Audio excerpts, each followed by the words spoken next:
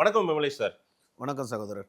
எப்படி இருக்கீங்க? நல்லா இருக்கு சார். விமலேஷ் சார், இந்த ஜான் பிரிட்டோன்ற பெயர் பெரிய அளவுக்கு கடந்த 2-3 நாட்களாகவே அதிக பேசுபொருள். John Brito, Aadhav Arjuna, Daisy Martin, Leema Rose, அப்புறம் சார்லஸ் மார்டின் என பல பெயர்களோடு தொடர்பு படுத்தி எந்த ஜான் பிரிட்டோன்னே தெரியாம ஆதவ் அர்ஜுனாவை அக்யூஸ் பண்ணிட்டாங்க. உண்மையில் யார் இந்த ஜான் பிரிட்டோ? ஏன் கடைசியில லீமா ரோஸ் மார்டினுடைய சகோதரர், அதாவது இவங்க டெய்சி மார்டின், ஆதவ் அர்ஜுனாவுடைய ஒய்ஃப், அவங்களுடைய தாய்மாமா பேர் ஏன் அடிபட்டது? என்ன நடந்துச்சு சார்? ஏன் இவ்வளோ குழப்பம்? அமலாக்கத்துறை மே மாதம் 27ஆம் தேதி ஒரு செய்தி அறிக்கையை வெளியிடுது. ஆமா. இதற்கு முன்பே என்ன பண்ணிட்டு இருக்காங்க அப்படின்னா, அரசியல் நிலவரம் எதை வைத்து ஒரு சர்ச்சையை ஏற்படுத்துவது அப்படின்றத தெளிவா பலர் இருக்கிறாங்க, குழுவா இருக்கிறாங்க. அதாவது யாரை பத்தி? அதாவது ஆளுங்கட்சி தரப்புல எந்த ஒரு விமர்சனம், எந்த விமர்சனத்தை கொண்டு போகலாம் ஆளுங்கட்சி பேர்லன்றது ஒரு காத்திருத்தல் அப்படின்ற ஒரு கூட்டம் இருந்துட்டு இருக்கும் போது, அதாவது தாவேகா அரசு மேல ஏதாவது ஒரு பழியை சுமத்தி ஏதாவது ஒரு விவாதமாக்கலான்ட்டு இதுதான் அவர்கள் நோக்கம். அப்படின்னும் போது இந்த வெறும் வாய்க்கு ஒரு மிச்சரும் அல்வாவும் கலந்து சாப்பிட்டா எப்படி இருக்குன்ற மாதிரி அமலாக்கத்துறை 27ஆம் தேதி ஒரு செய்தி அறிவிப்பு ஒன்று கொடுத்துச்சு. அதுல என்ன சொல்லியிருக்குன்னா, 2024ஆம் ஆண்டு சர்வதேச பொருள் கடத்தல், அதுல அதாவது ட்ரக் கிங் மாஃபியா ஒருத்தர், அதுக்கு முழுவதுமா செயல்பட்டவர் ஜான் பிரிட்டோன்னு ஒரு நபரு. அதாவது மன்னர் வளைகுடா பகுதியில ஒரு விசை படகை அதை கைப்பற்றி அந்த படகை கைப்பற்றி அதன் மூலியமா இவங்க போதைப் பொருட்களை கொண்டு போகும்போது அதை பிடிச்சிட்டாங்க, கைது பண்ணிட்டாங்க. அதன் எடை அது யாருன்னு கேட்டா ஆயில், ஆஷிஷ், அதோட பேர் ஆயில் தான். அது பேர் ஆயில். 99 கிலோ அதை பறிமுதல் செய்யப்பட்டது. அதன் மதிப்பு 108 கோடி ரூபாய் மதிப்பு. அதை தொடர்ந்து அப்போது நம்ம மதுரை ரயில் நிலையம் அருகில் சில இடங்களை தணிக்கை செய்யற போது 5-6 இடங்கள்ல தணிக்கை செய்யறோம். இங்க நாங்க விசாரணை செய்துகிட்டு இருக்கும் போது மெத்தபெட்டமைன் 37 கிலோ 645 கிராம் அது எங்க கையில கிடைச்சிச்சு. இதோட மதிப்பு, அதை பறிமுதல் செய்தோம். இதோட மதிப்பு 150 கோடி. அப்ப ஏற்கனவே 108, 150, 258 கோடி. 258 கோடி சர்வதேச போதைப் பொருட்களை நாங்க கைப்பற்றணும். கைப்பற்றி கடந்த 26ஆம் தேதி சென்னை ராமநாதபுரம், மண்டபம், கோஸ்ட்கார்டு, இங்க எல்லா இடத்துலயும் நாங்க ஆய்வு செய்ததுல, அதாவது திடீர்னு தேடுதல் வேட்டை நடவடிக்கையில் ஈடுபடும் போது எங்களுக்கு ஒரு முக்கியமான ஒரு சிலர் கைது செய்யப்பட்டாங்க. அதுல யாருன்னு கேட்டா ரேமிஸ்டன் ஒருத்தர் கைதுப்பட்டாரு. இந்த ரேமிஸ்டனுக்கு அப்புறம் ரமேஷ்னு ஒருத்தர் கைதுப்பட்டாரு. அதுக்கப்புறம் ஜான்சன் ஒருத்தர் கைது செய்யப்பட்டாரு. ஜான்சனுக்கு பிறகு பிரதாப்னு ஒருத்தர் கைது செய்யப்பட்டாரு. இவருடன் சேர்ந்து மேலும் சில மீனவர்கள் கைது செய்யப்பட்டார்கள். இவர்களுக்கு உண்டான படகு உரிமையாளர்களும் கைது செய்யப்பட்டார்கள். சரி. இவர்கள் எல்லாரையுமே நாங்க விசாரிக்கும் போது இவர்களுக்கு பின்னால இருந்தது யாருன்னா மாஸ்டர் மைண்ட். யார் அந்த மாஸ்டர் மைண்ட் அப்படின்னா, அவர் ஜான் பிரிட்டோ. இந்த ஜான் பிரிட்டோன்றவர் சர்வதேச போதைப் பொருளை கடத்தல் பண்ணிட்டு இருக்காரு. அவர் மன்னன். ஆமா, கடத்தல் மன்னன். இது எல்லாத்துக்கும் இவர் தான் பின்னணியில இருக்காரு. இலங்கைக்கும் தமிழகத்துக்கும் கடல் வழி மார்க்கமா மன்னர் வளைகுடா கடல்ல இது பண்ணிக்கிட்டு இருந்தாரு. அது இல்லாம வெளிநாடுகளுக்கும் இவர் சர்க்யூட் பண்ணிக்கிட்டு இருக்காரு, சப்ளை பண்ணிட்டு இருக்காரு. இந்த வெளிநாட்டு சப்ளை பண்ணும்போது இப்ப அவர் வெளிநாட்டுல போய் தலைமறைவாயிட்டாரு. விரைவில் அமலாக்கத்துறை அவர்களை கைது செய்யும். இந்த ஒரு அறிக்கை தான் வந்துச்சு, இடி கொடுத்த அறிக்கை. இதுல எந்த இடத்துலயுமே லீமா ரோஸ் பேரோ, மார்டின் பேரோ, டெய்சி பேரோ, சார்லஸ் மார்டின் பேரோ, இல்ல ஆதவ் பேரோ, இவர்கள் எந்த பேரையுமே அவங்க குறிப்பிடவே இல்லை. அதாவது ஒரு பழமொழி, சரியான பழமொழி என்னன்னா, மொட்டத்தலைக்கும் முழங்காலுக்கும் முடிச்சு போடுறதுன்னு இருக்கு. அது இதுதான். யார் பண்ணது இது? எந்த ஊடகங்கள் முதல்ல வந்திருக்கும் அப்படின்றது உலகத்துக்கே தெரியும். அந்த ஊடகம் பேரை எதுக்கு நம்மளும் சொல்லிக்கிட்டு இருக்கணும்? அந்த ஊடகங்கள்ல உடனே ஜான் பிரிட்டோ யார் தெரியுமா, ஜான் பிரிட்டோ யார் தெரியுமா, அதாவது இவர்கள் அதாவது ஒரு வடிவேல் ஒரு படம் சொல்லுவாரு, அவரும் இவரும் அண்ணன் தம்பியான்னு கேட்பாங்க தெரியுமா ஒருத்தர்.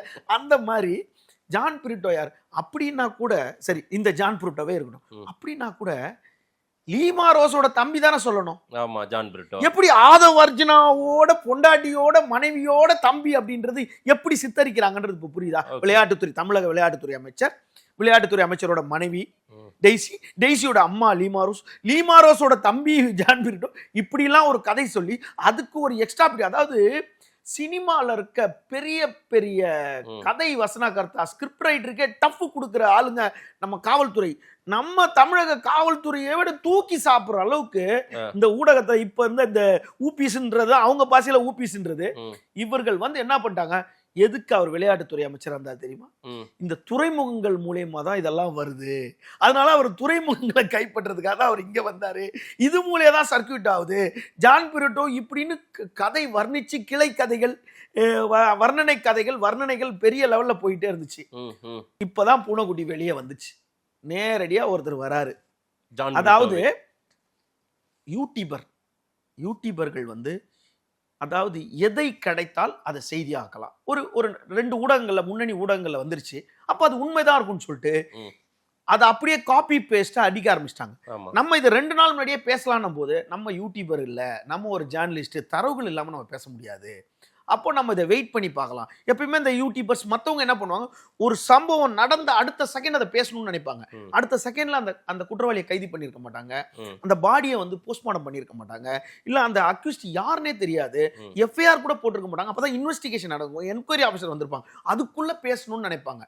நம்ம அதுக்குள்ள எப்பவுமே பேசுறதே கிடையாது. காலதாமதமானாலும் தரவுகளோட பொறுமையா பேசுறதுதான் ஒரு பத்திரிகையாளருக்கு அழகுன்ற. இல்ல சார், நான் என்ன கேட்கிறேன், ஜான் பிரிட்டோன்றவன் ஒரு கடத்தல் மன்னன், அவன் வெளிநாட்டுல மறைஞ்சிருக்கான், சரிங்களா? ஆனா இந்த ஜான் பிரிட்டோவை எப்படி கொண்டு வந்தாங்க?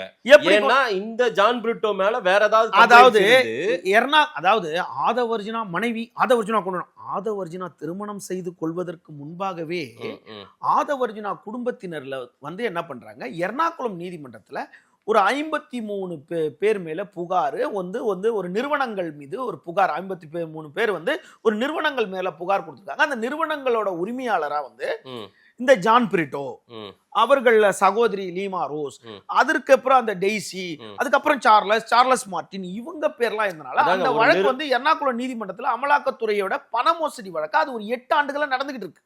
அது பழைய கேஸ். அது நடந்துகிட்டு இவங்க எல்லாம் நிறுவனம் சார்ந்த உரிமையாளர்கள் எல்லாரும் பேரையும் சேர்த்துருக்காங்க. அப்படியே தூக்கி எல்லாரும் பேரையும் சேர்த்துட்டாங்க. உடனே இதை தூக்கி சேர்த்தாங்க. இப்போ நம்ம டைரக்டா விஷயத்துக்குள்ளே போவோம். யார் அந்த ஜான் பிரிட்டோ?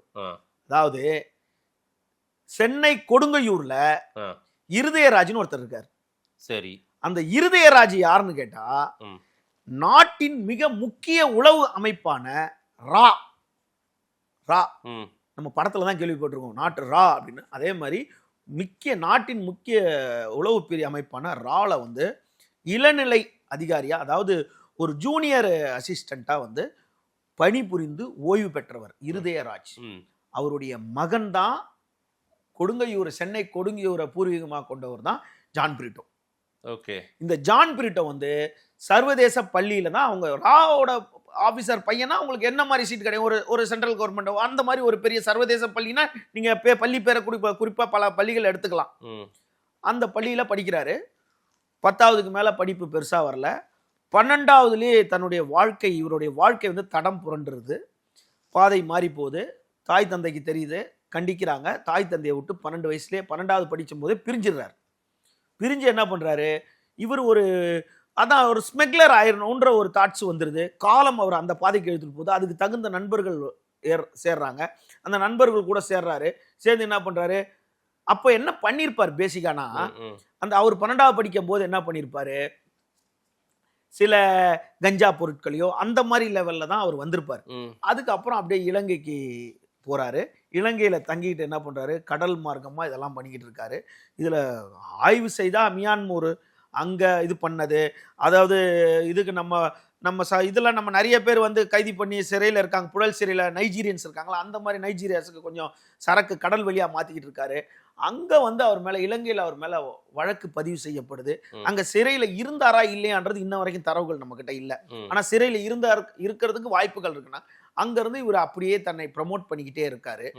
இதற்கு முன்னாடி இப்ப ஒரு சர்க்குலர், இது வந்து 2024 சம்பவத்துக்கு மே 27 ஒரு சர்க்குலர் கொடுக்குறாங்க. அது அவங்க ப்ரொசீஜர். ம். அந்த சர்க்குலர் எடுத்து வச்சுக்கிட்டு இப்ப இருக்கிறதுக்கு அதான் முழங்காலுக்கும் முட்டை தலைக்கும் முடிச்சு போடுற மாதிரி இதை எடுத்துட்டு வந்து ஆதவர்ஜினா கூட அவங்க குடும்பத்தோட சேர்த்து இப்படி ப்ரமோட்னா இது வந்து யார் இந்த ஜான் பிரிட்டோன்னு ஒரு பெரிய லெவல்ல பேசப்படுது.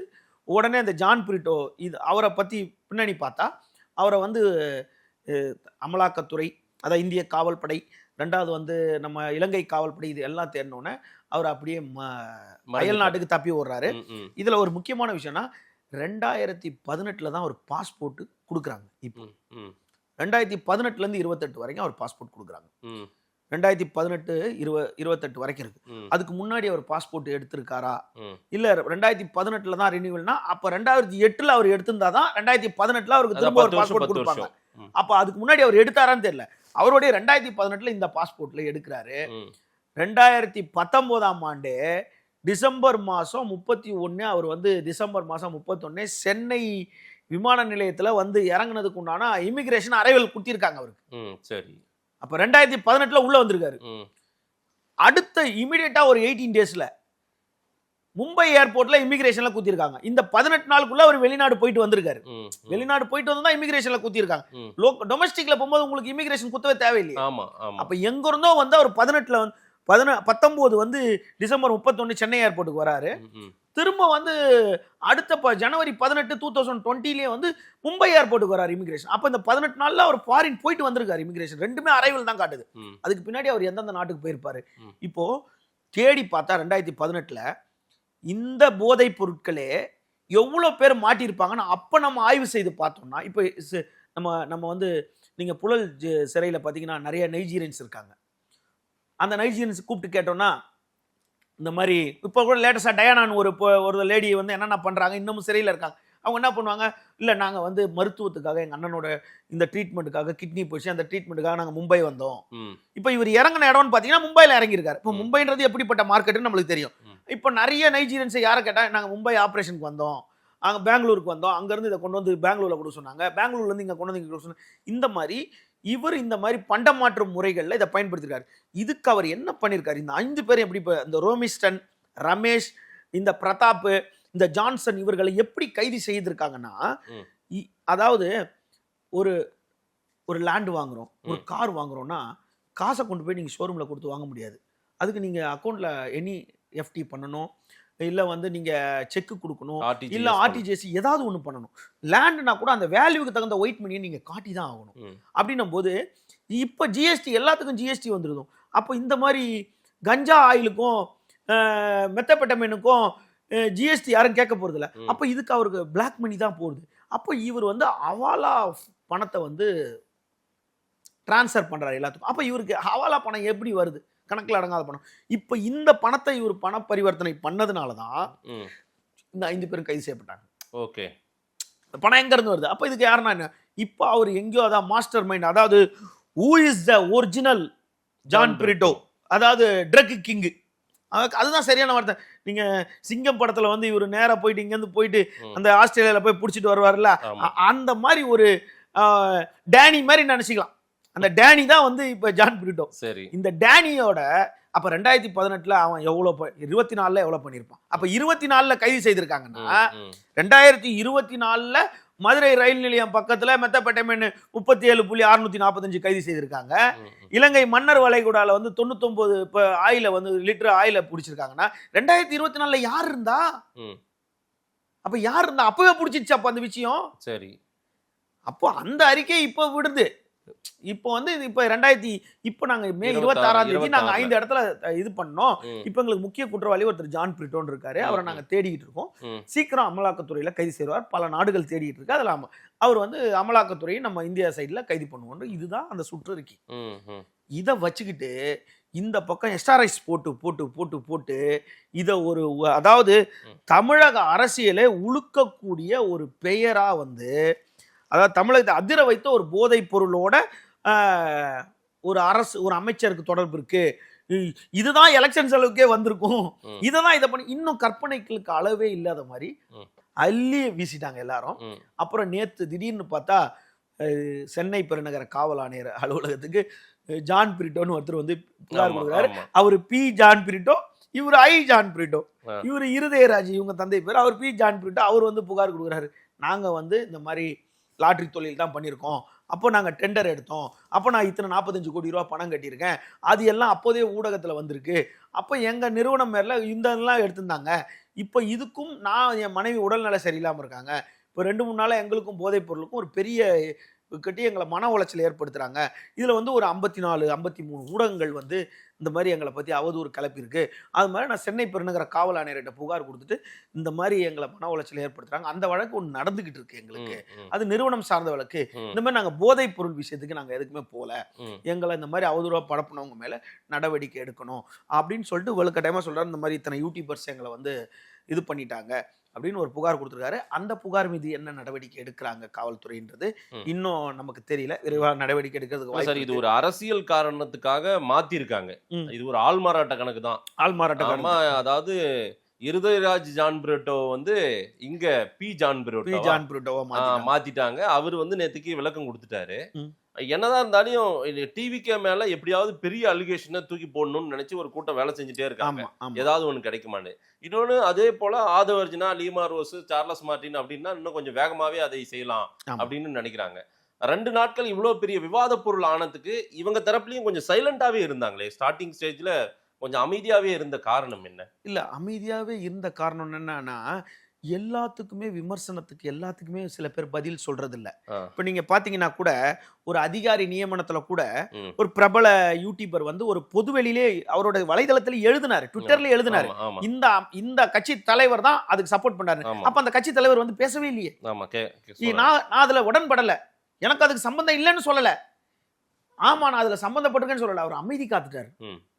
அதே மாதிரி இவங்க என்னன்னா உண்மை வெளிவரும், உண்மை இப்ப இன்னைக்கு வெளியே வந்து அப்போ அவங்க குடும்ப ரீதியமா இது பேசியிருக்கலாம், நீ போய் புகார் கொடு, நீ போய் உடனே போயிட்டு நீ போய் புகார் கொடு, புகார் கொடுத்து உண்மையை சொல்லு, யாருன்னு வெளியே தெரியும் அப்படின்னும் போதுதான் எல்லா ஊடகங்களும் வரிஞ்சு கடிச்சு அடிக்கும் போதுதான் தமிழ்நாட்டில் முதல் மின்னிதழ்ல தொடங்கின மின்னம்பலம்ன்ற இதழ் தான் வந்து முதல் முறையா அந்த அந்த இருதயராஜ் ஜான் பிரிட்டோட புகைப்படத்தை எடுத்து ஃபர்ஸ்ட் உண்மையை வெளியே கொண்டு வந்ததே மின்னம்பலம் தான்.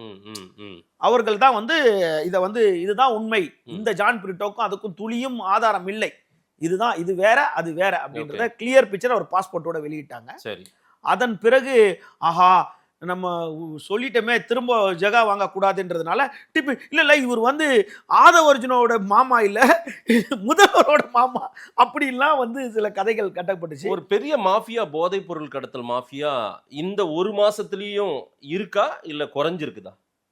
அதாவது சென்னைக்குள் எல்லாருக்கும் எச்சரிக்கை மணி அடிக்கப்பட்டிருக்கு. சரி, சைலண்ட் மோட்ல இருக்காங்க, சைலண்ட் மோட்ல இருக்கிறாங்க, இன்னும் யாரும் வாயை துறக்கல, செயல்பாட்டுக்குள்ள இறங்கல. ஏன்னு கேட்டா இன்னும் செயல்பாட்டுக்குள்ள இறங்கல. எச்சரிக்கை மணி, அதாவது தமிழக காவல்துறை தலைவர் நியமனம், அந்த நியமனம் 1 ஆண்டுகளா 1.5 கிட்டத்தட்ட 1.25 வருஷமா தமிழக காவல்துறை போடாது எவ்வளவு பெரிய விமர்சன பொருளாகி டிஜிபி நியமனம், அந்த டிஜிபி நியமனத்தை அதுக்கப்புறம் இந்த சிங்கப்பெண், இது எல்லாத்தையும் எது வந்தாலும் விமர்சனம் பண்ணி, அதாவது தோல்வி அடைந்தவனோட சிரிப்பும் தோல்வி அடைந்தவனோட அழுகையும் ஆபத்தானது. இது ரெண்டுமே எதிர்கட்சி கிட்ட இருக்கு. இப்போ படுமோசமான தோல்வி, அவர்கள் படுமோசமான தோல்வின்ற போது நீங்க பாருங்க, அதை பொருட்படுத்தாம அவங்க சிரிக்கிறாங்க, இது எங்களுக்கெல்லாம் எங்க வழி லைட்டா அப்படின்ற மாதிரி அழுகை, பல அமைச்சர்களோட அழுகை, கண்ணீர், இதெல்லாம் வந்து ஆபத்தானது. இது என்னன்னு கேட்டா தினமும் வந்து அதாவது நீங்க முதல்வன் படத்துல பார்த்திருக்க மாதிரி, நான் நல்லது பண்ணுவேன்னா நீங்க என்ன பண்றீங்க நான் நீங்க பார்த்துக்கிட்டே இருப்பேனான்னு ஒரு டயலாக் இருக்கும். அதே மாதிரி இதுக்கெல்லாம் இவங்க விமர்சனத்துக்கு பதில் சொல்றதோட எல்லா அமைச்சர்களும் பல அவர்கள் பணியை செய்து கொண்டுதான் இருக்கிறாங்க. எந்த அமைச்சரும் காலையில உட்காந்து சாயந்தரம் வரைக்கும் அமைச்சர்கள் செய்திருக்காங்க. இப்போ அப்படிதான் வந்து ஒரு சிங்கப்பெண் திட்டம் அப்படின்னா ஓவர் நைட்ல கொண்டு வர போறது இல்ல. இப்போ சிங்கப்பெண் திட்டத்தை நேத்து கொண்டு வரும்போது அது விமர்சன பொருளா வந்திருக்கணும். காரணம் என்னன்னா, இருக்க காவல்துறையிலே எடுத்துட்டு வந்து வச்சுட்டு உருவாக்கினா எங்க இருக்கும், ரெக்வயர்மெண்ட் வேணும் நம்ம. அப்ப நேத்து இந்த அடுத்தது இதுதான் நம்ம கேள்வி கேட்கலாம் அப்படின்னு நான் உட்பட தயாராகிட்டு இருக்கும் போது அந்த சிங்கப்பெண் அறிவிப்புலயே ஒன்று வருது. அந்த டைம்லயே 2545 பணியிடங்கள் கொண்டு வரப்படும் அப்படின்றாங்க. அப்போ புதுசா ரெக்வயர்மெண்ட் இருக்கு அப்படின்னு நம்ம தெரிஞ்சுக்கிறோம். அடுத்து நீங்க பாத்தீங்கன்னா 54 ஆண்டுகள்ல செய்தி மக்கள் தொடர்பு துறையில முன்னாள் யார் அமைச்சரா இருந்தாங்களோ அமைச்சர்களோட மாமா, மச்சான், உறவினர், மனைவி, 2வது மனைவி, தம்பி இப்படிதான் வந்து செய்தித்துறையில இருந்திருக்காங்க. அது ஆமா, டிஐபிஆர்ல நீங்க விஎன் அதாவது சசிகலா நடராஜன் காலத்துல இருந்து பாத்தீங்கன்னா குறிப்பிட்ட ஒரு சிலர் இருப்பாங்க. அதுக்கப்புறம் எடப்பாடி அவருக்கு அப்புறம் திமுக காலம் இவங்க எல்லாம் கட்சியை சார்ந்தா இருப்பாங்க. அதையும் மீறி இப்ப செய்தி மக்கள் தொடர்பு சார்பில் புகைப்படக்காரர்கள் 46, 49 புகைப்படக்காரர்கள் 100 சில்லற பேருக்கு வந்து 54 ஆண்டுகள் பொறுத்து இப்போ வந்து ரெக்ரூட்மெண்ட் எடுக்கிறாங்க. அதுல வந்து எவ்வளவு பேர் விஷுவல் கம்யூனிகேஷன் படிச்சிருக்க பசங்க, போட்டோகிராஃபி படிச்சிருக்க பசங்க எவ்வளவு பேர் இப்போ வந்து அதுல வந்து பயனடைகிறதுக்கு வாய்ப்பு இருக்கு. அப்போ இதெல்லாம் வந்து செயல்படாத அரசு கொண்டு வர ஒரு துறைக்கு மட்டும் அந்த ஃபேஸ் ரெகக்னிஷன் பண்ற மிஷின் வச்சிருக்காங்க. அது சக்சஸ் ஆயிடுச்சுன்னா அடுத்த துறையில வைக்கலாம். இன்னொரு இடத்துல வந்து அவங்க கைரேகை வைக்கிறாங்க, அதையும் வச்சு பாக்குறாங்க. அப்போ எல்லாத்தையும் விமர்சனம், கார் ஓட்டுனா விமர்சனம், இதுல வந்து அவர் வந்து எல்லாத்துக்கும் விமர்சனம் பண்ணிட்டு இருக்கும்போது இதே வந்து பின்னோக்கி பார்த்தா ஒரு சீருடை எந்த பெண் போலீஸாவது வந்து சொன்னாங்களா எங்களுக்கு இந்த சீருடை அசிங்கமா இருக்கு, எங்களுக்கு உள்ள நோய் வந்துரும்ட்டு? ஒரு ஊபிஸ் அவர் வந்து 2 புக்கு எழுதி அவர் வீட்டு திருமணத்துக்கு இவர் போயிட்டாருன்ட்டு அவர் எழுதுறாரு, இந்த சீருடை வந்து எவன்டா சூஸ் பண்ணது, கேவலமான சீருடை, இது வந்து உலக நாட்டிலே அந்த சீருடை எத்தனையோ கண்ட்ரியில இருக்காது, இது வந்து பெண்களுக்கு தோல் நோயை ஏற்படும், உடனே சீர் நோய். அப்ப எதெல்லாம் விமர்சனம் எல்லாம், அதாவது இல்லாத ஒரு பிரச்சனை நம்ம அன்று பேசணும். இவ்வளவு நாள் அவர் தேர்தலை தான் கவனிச்சாரு, இனிமேட்டு தான் அவர் அரசியலை சந்திக்கணும்னு. அப்போ பலமா உங்களை எதிர்த்து பலமான ஒரு அமைப்பு இருக்கு, கூட்ட பலமா எதிர்க்கிற கூறும்போது நீங்க அதுக்கு தகுந்த மாதிரி ஒரு டீமை செட் பண்ணி வச்சிருக்காங்க உங்களுக்கு பதிலடி கொடுக்கறது. ஏன் உண்மை கண்டறியும் கருவியெல்லாம் அவங்க ஏற்கனவே கொண்டு வந்தாங்கல்ல, உண்மை கண்டறியும் குழு போட்டாங்கல்ல அவங்க, அதுக்கு எத்தனை லட்சம் ரூபாய் அரசு பணத்துல கொடுத்தாங்கல்ல, மாசத்துக்கு 3 லட்சத்துல இருந்து 5 லட்சம் ரூபாய் ஒரு நபருக்கே கொடுத்துட்டு இருந்தாங்கல்ல, ஃபேக்ட் செக் பண்ணாங்கல்ல. இப்ப அந்த ஃபேக்ட் செக் பண்ணாம போட்டாங்களா இத? அப்ப அந்த நிறுவனம் இருந்திருக்கும்ல, அப்ப அந்த ஃபேக்ட் செக் பண்ணி போட்டுருக்கணும்ல, இருக்காங்களா என்னன்னு தெரியல அவங்க. அதே மாதிரி இந்த அரசு, அதாவது இதுக்கு முந்தைய அரசு வந்தவொடனே எதிர்கட்சிகள் அதிமுக தரப்புல வச்ச விஷயம் என்னன்னா எல்லாத்துக்கும் குழு 30 குழு போட்டிருக்காங்க இது வரைக்கும், எல்லாத்துக்கும் குழு. ஆனா இவங்களும் அதே மாதிரி குழு நியமிக்கணும், இவங்களுக்கு பதிலடி கொடுக்குற குழுவை நியமிக்கணும் முதல். ஓகே, இவங்க எதுக்கு எடுத்தாலும் அவங்க, அதாவது ஒரு படத்துல சொல்லுவான்ல, பொருள் எடுக்காம போறேன், அவன் பொருளை எடுத்தே நம்ம அடிக்கணும்டான்னு, அந்த மாதிரி முதல் இவங்களை தற்காத்துக்கிறதுக்கு இந்த மாதிரி ஒரு குழுவை நியமிச்சு வச்சு இவர்கள் சேற்றை வாரி இறைத்து கொண்டே இருப்பார்கள். சார் 3 மாசத்துல இந்த ஆட்சி கவிழ்ந்து விடும்ன்ற மாதிரி முன்னாள் முதலமைச்சர் ஐயா ஸ்டாலின் பேசுறாரு. எடப்பாடி பழனிசாமி இந்த ஆட்சியின் ஆயுள் ரொம்ப காலம் இருக்காது, முடிஞ்சிரும்ன்றாங்க. அப்ப அவங்க இன்னுமே இதை ஜீரணிக்க முடியாமல் தான் இருக்காங்க. அப்ப ஏதோ ஒரு திட்டத்தோட இருக்காங்களா என்ன? அதான் முதல்ல சொன்ன மாதிரி, இல்ல ஒரு அவங்க தொண்டர்களை உற்சாகப்படுத்த சொல்றாங்களா? அதாவது தோல்வினா கொஞ்சம் நெஞ்ச தோல்வி கிடையாது, படுதோல்வி. இந்த படுதோல்வியிலிருந்து அவங்க மீண்டு வர்றதுக்கு உண்டானதுக்கு அவங்களுக்கு வெளியே வந்து விட்டா கட்சிக்காரன் வெளியே ஓடிடுவானேன்னு தான். வெளியே சரி நம்மளே அழுதுட்டோம்னா அண்ணன் அழுதுட்டாருன்னா வெளியே எல்லாம் ஓடிடுவானா, அதெல்லாம் கிடையாது. திமுகக்கு இந்த தோல்விகளும் துவண்டு வர, அதாவது மாண்புமிகு மேயர், மாண்புமிகு வணக்கத்திற்குரிய மேயர்னே சொல்றேன். புரோட்டோகாலை பத்தி பேசுறாங்களே, புரோட்டோகால் படி சிஎம் சந்திச்சாங்களா? அவங்க எல்லாம் மைக்கு பிடிச்சி பேசுறாங்க, கட்சி மேடை பேசுற மாதிரி உதயநிதி பேசுறாரு. இங்க கூட வந்து அவங்க என்னன்னா எதிர்கட்சி, அதாவது தன்னை வந்து இருக்க கூட்டத்தையும் விட்டுறக்கூடாது அப்படின்றதுல அவங்க தெளிவா இருக்கிறாங்களே தவிர 3 மாசம் ஆட்சி நீடிக்காதுன்னு சொன்னாங்க. எடப்பாடியவே இப்படிதான் சொல்லிட்டு இருந்தாங்க. சசிகலாவால நியமிக்கப்பட்ட எடப்பாடியே ஒன்றும் பண்ண முடியல இவங்களால. மக்களால ஓட்டு போடப்பட்ட விஜய பண்ணாங்க. நீங்க பாருங்க, ஒண்ணுமே பண்ண முடியாதுங்க இவங்களால.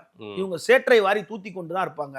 போற்றுவார் போட்டட்டும், புழுதி வாரி தூற்றுவார் தூட்டட்டும், கப்சிப் என்று இருப்பதுதான் அழகுனா, இவங்க கப்சிப் இருந்தாங்கன்னா இவங்க மேல ரிமார்க் ஆயிடும். இங்க கப்சிப் இருக்க கூடாது.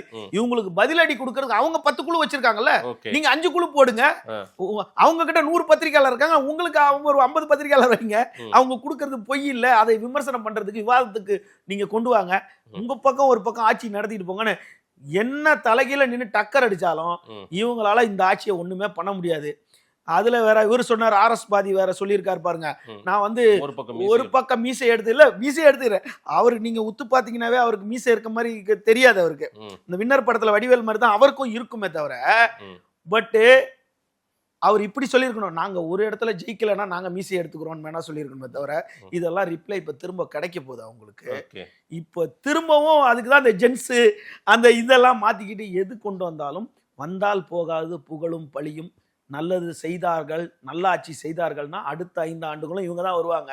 ம். இப்போ போட் காம்படிஷன், என்னடா ஒருத்தனே நம்ம சமாளிக்க முடியல, இன்னொருத்தன் ஒண்ணு வருது, ஒரு புலியை நம்மளால பாத்துக்க முடியல, இன்னொரு சிங்கம் இறங்குதுன்ற பதட்டத்துல இவங்க ஐயோ நம்ம ரிட்டையர்ட் ஆன வயசுல உட்காந்து போராடிக்கிட்டு இருக்குமே, கை கால்லாம் நடுங்குதே, வேஷ்டி கட்ட முடியாம பேண்ட் போட்டுக்கிட்டு இருக்குமே, கை வேற நடுங்குதே, இந்த டைம்ல இவன் வேற தயாரா இல்லையே அப்படின்ட்டு இவர்கள் என்னென்ன பண்ணாலும் இவர்களுக்கு எதிராக தான் மாறும் இந்த ஒரு விஷயம் மாதிரி. எஸ், ஜான் பிரிட்டோ யாருன்றத சொல்லிட்டீங்க. கடைசியா பார்த்தா லூர்துராஜ் ஜான் பிரிட்டோ கொடுங்குயிர்கார் தான். ஆமா அந்த ஜான் பிரிட்டோவை லீமா ரோஸுடைய தம்பி ஜான் பிரிட்டோன்னு சொல்லி ஆமா ஒரு பரபரப்பான ஒரு வதந்தியை கிளப்பி விட்டதா நீங்க வந்து வெளிப்படுத்தியிருக்கீங்க. பல செய்திகளை சொல்லியிருக்கீங்க. மக்கள்கிட்ட கொடுப்போம். உண்மை மக்களுக்கு போய் சேரட்டும். நேரில் வந்து நேரம் கொடுத்து பேசுங்க. நன்றி விமலேஸ்வரன் சார். மிக்க நன்றி.